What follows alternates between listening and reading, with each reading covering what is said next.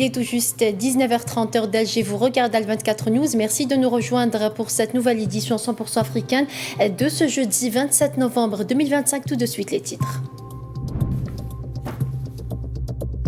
Le président algérien Abdelmajid Tebboune reçoit le recteur de Jama' al-Jazaïr, Mohamed Ma'moun al-Qassimi al-Husseini. Le Premier ministre algérien Séfirlier préside l'ouverture de la conférence ministérielle africaine sur la production locale de médicaments. Les détails dans ce journal.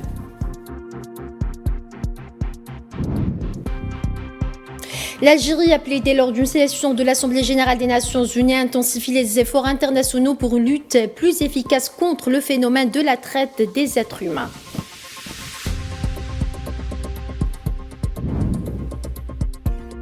Et en Guinée-Bissau, l'Union africaine condamne le coup d'État et exige la libération immédiate du président Embalo.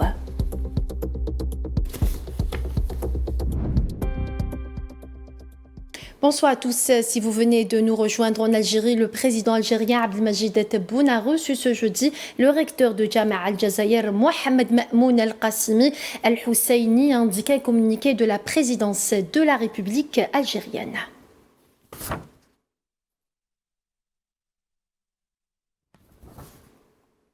Toujours en Algérie, Alger abrite à partir de ce jeudi la conférence ministérielle africaine sur la production locale de médicaments et autres technologies de santé. Le président algérien Abdelmajid Tebboune a indiqué à cette occasion que le choix porté sur l'Algérie par l'OMS avait été motivé par plusieurs considérations, dont les réalisations et les réformes opérées dans l'industrie pharmaceutique en Algérie, rappelant que le pays détenait plus d'un tiers des établissements pharmaceutiques en Afrique. C'était dans une allocution prononcée en son nom par le Premier ministre algérien Séfirlier à l'ouverture de la conférence.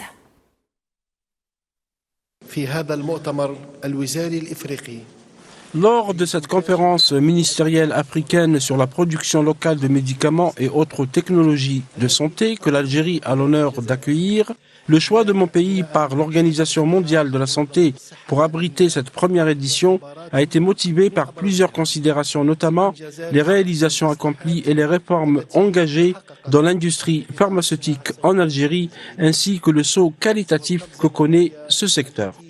L'Algérie détient plus d'un tiers des établissements pharmaceutiques en Afrique, avec près de 230 usines sur les 649 que compte le continent, en plus d'une centaine de projets en cours de réalisation. L'organisation de cette conférence intervient après le succès retentissant réalisé à Alger en septembre dernier à l'occasion de la tenue de la 4e édition de la foire commerciale interafricaine IATF 2025 qui a connu une large participation et a été couronnée par la conclusion de contrats commerciaux et de partenariats d'investissement qui bénéficieront à tous les peuples de notre continent. Par ailleurs, le président algérien Abdelmajid Tebboune a souligné l'importance de renforcer les capacités de l'Afrique dans le domaine de l'industrie pharmaceutique, notamment à travers la production locale de médicaments pour assurer sa sécurité sanitaire. On l'écoute.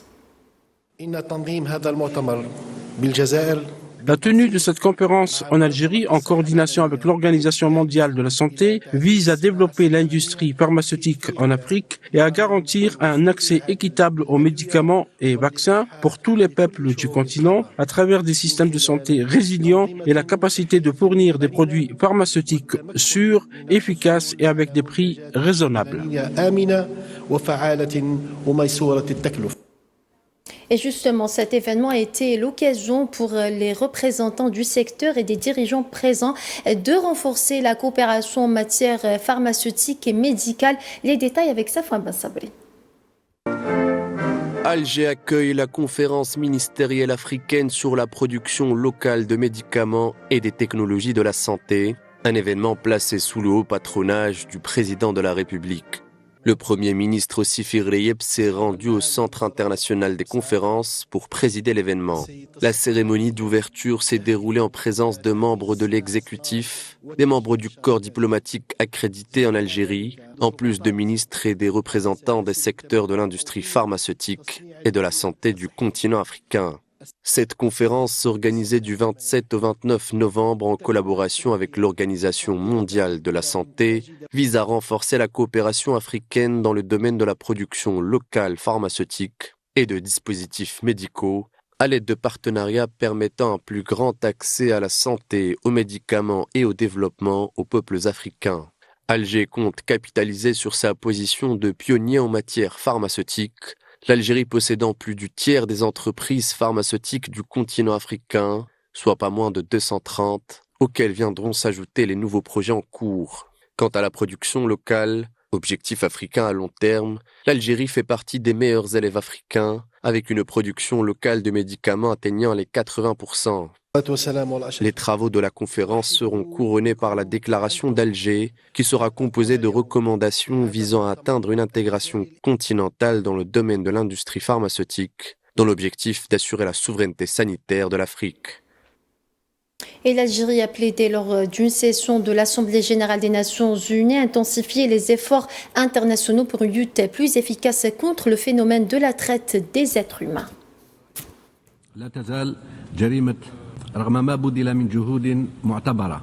Malgré les efforts considérables déployés, le crime de la traite des êtres humains continue de toucher les catégories les plus vulnérables, notamment les femmes et les enfants.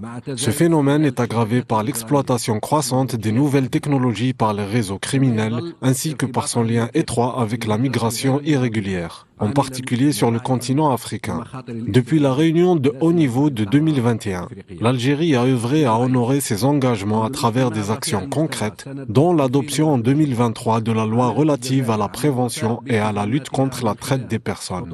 Cette loi a permis de renforcer le mécanisme des poursuites judiciaires, d'améliorer les niveaux de protection et de prise en charge et d'instituer un mécanisme national dédié à cet objectif.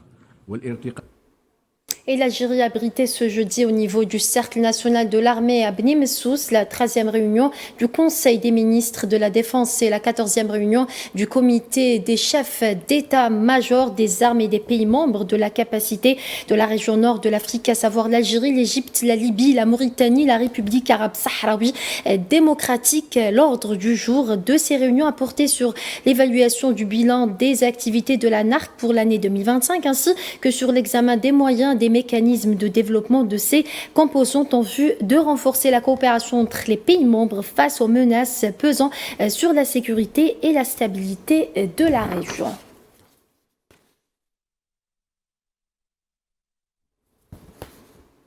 Coopération militaire, le général d'armée Saïd Chengreha, ministre délégué auprès du ministre algérien de la Défense nationale, chef d'état-major de l'armée nationale populaire, a reçu en audience ce jeudi au siège de l'état-major de l'AMP le directeur du service fédéral russe pour la coopération militaire et technique, Dimitri Chougaïev. Lors de cette rencontre, les deux parties ont tenu des discussions qui ont porté sur l'état de la coopération militaire et technique entre les deux pays et ont abordé les questions d'intérêt commun.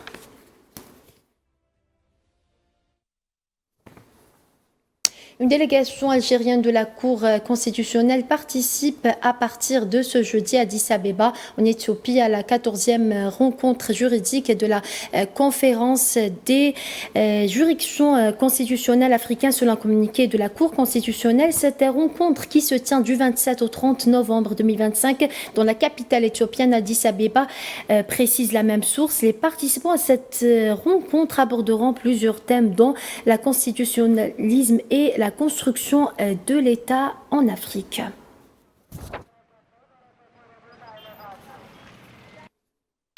La 40e conférence de la coordination européenne pour le soutien et la solidarité avec le peuple sahraoui débute à partir de demain à Paris. Elle constitue une occasion pour les participants de réitérer leur solidarité à ce peuple opprimé, déterminé à poursuivre son combat pour l'autodétermination et l'indépendance.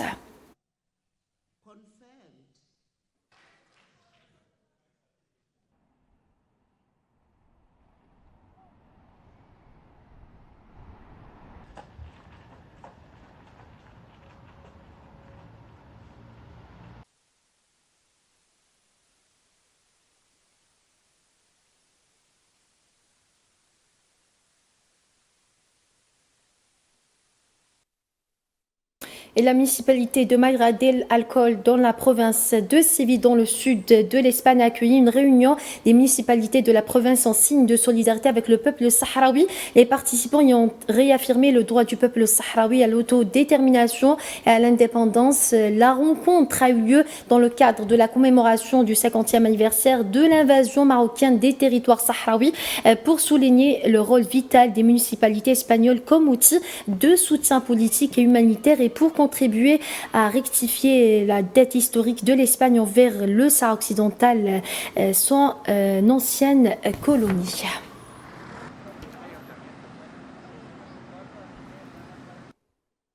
Et les gardes-côtes mauritaniens ont annoncé avoir secouru 132 migrants irréguliers au large du pays alors qu'ils se trouvaient à bord d'une embarcation partie du Sénégal. Selon la même source, 104 passagers sont de nationalité sénégalaise, tandis que les autres proviennent de Gambie. Parmi eux figurent 27 femmes et 4 enfants.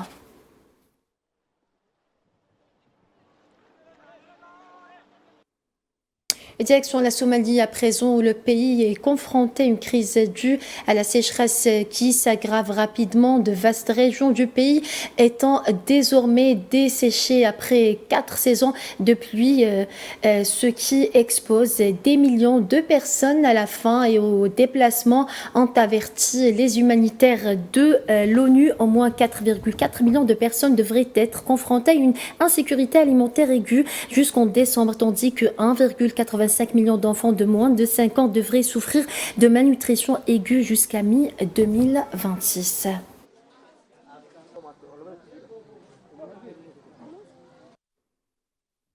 Et le président de la commission de l'Union africaine, Mahmoud Ali Youssef, condamne sans équivoque dans un communiqué le coup d'État militaire intervenu en République de Guinée-Bissau le 26 novembre 2025.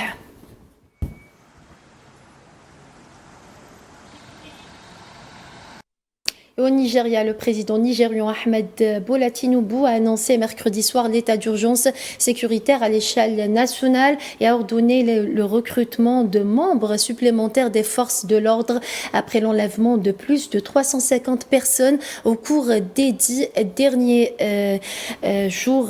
Par cette déclaration, la police et l'armée sont autorisées à recruter davantage de personnel. La police recrutera 20 000 agents supplémentaires, a indiqué un communiqué du président Tinubu.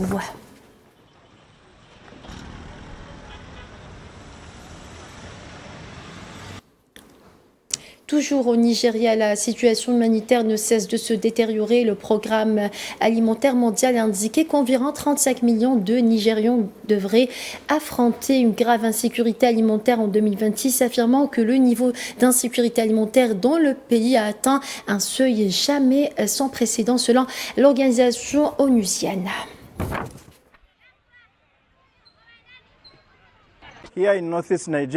Ici, dans le nord-est du Nigeria, nous assistons à une aggravation de la faim et de la malnutrition. Les attaques insurgées se sont intensifiées et les communautés en portent le poids. La famine atteint désormais des niveaux que nous n'avions pas vus depuis des années. Si les familles ne peuvent pas manger et que la peur continue de croître, le désespoir prendra le dessus. Les groupes armés peuvent utiliser ce désespoir pour renforcer leur emprise, soumettant la région tout entière au danger.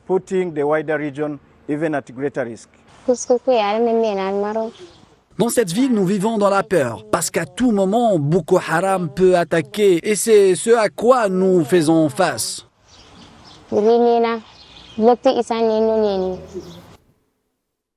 Et direction le Kenya ce soir où autour du lac Naivasha, des maisons, des écoles et des quartiers entiers ont été engloutis par la montée des eaux, forçant des milliers de personnes à quitter leurs terres. Le niveau du lac a débordé de plus d'1 kilomètre à l'intérieur des terres, provoquant selon les habitants les pires inondations qu'ils aient jamais vues. Regardez.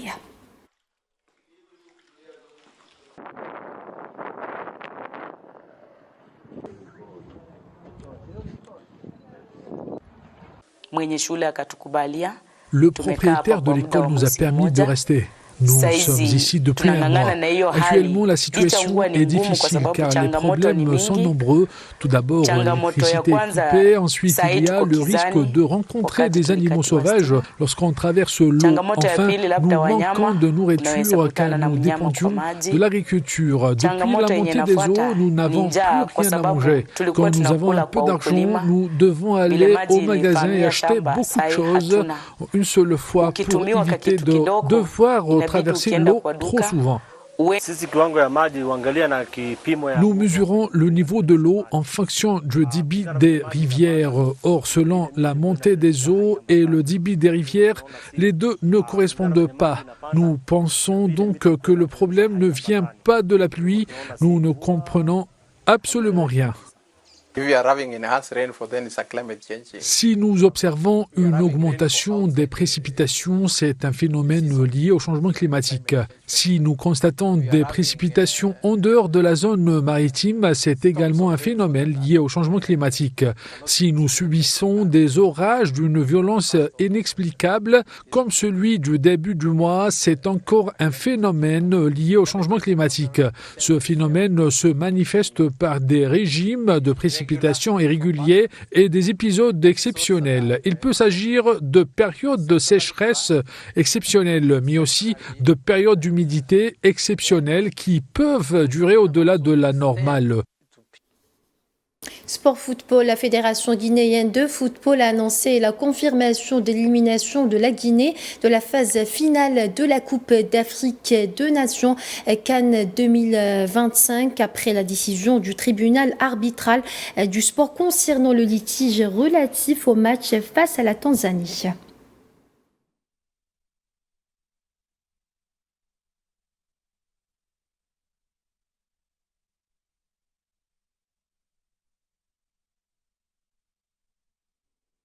Sport toujours, la sélection algérienne de karaté est arrivée mardi au Caire pour prendre part au championnat du monde individuel senior 2025 qui se tiendront du 27 au 30 novembre dans la capitale égyptienne. La sélection algérienne de karaté sera représentée au rendez-vous mondial du Caire par 11 karatékas. Les championnats du monde individuel représentent le sommet du karaté international, réunissent les 32 meilleurs compétiteurs du monde de chaque catégorie.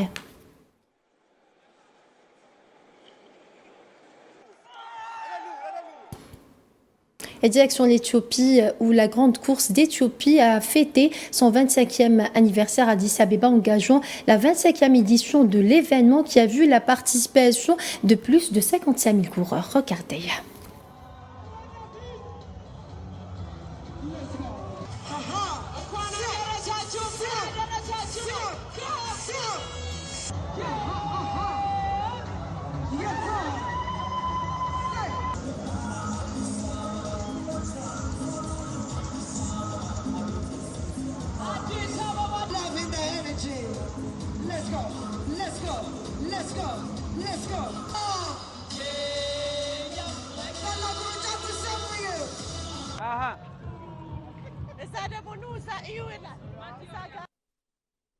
Et direction l'Angola à présent pour parler des villageois qui protègent des tortues marines via des projets communautaires.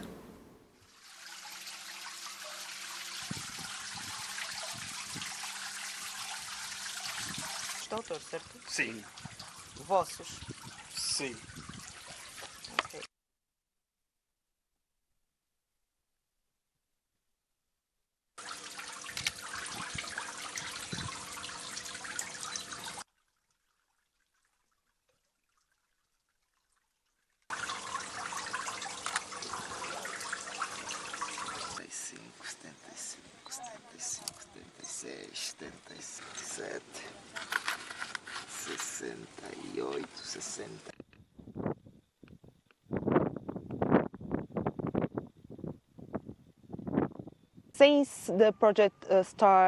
Depuis le début du projet qui a été mis en œuvre à Kouanza Soul, à Longa, le site du camping où nous nous trouvons, les populations de tortues ont augmenté. C'est une très bonne nouvelle pour nous car cela reflète l'efficacité de notre travail avec la communauté et de la surveillance des plages. En moyenne, nous enregistrons environ 2000 nids par saison. Pour la communauté, nous nous développons dans différents domaines. Nous travaillons notamment sur l'inclusion sociale des femmes, les épouses des membres des équipes de patrouille de plage et nous menons également un autre projet, un projet pilote destiné aux jeunes filles de la communauté. Et voilà, c'est ainsi que s'achève cette édition africaine. Merci à vous de votre fidélité. Excellente suite des programmes sur Al24 News et à demain.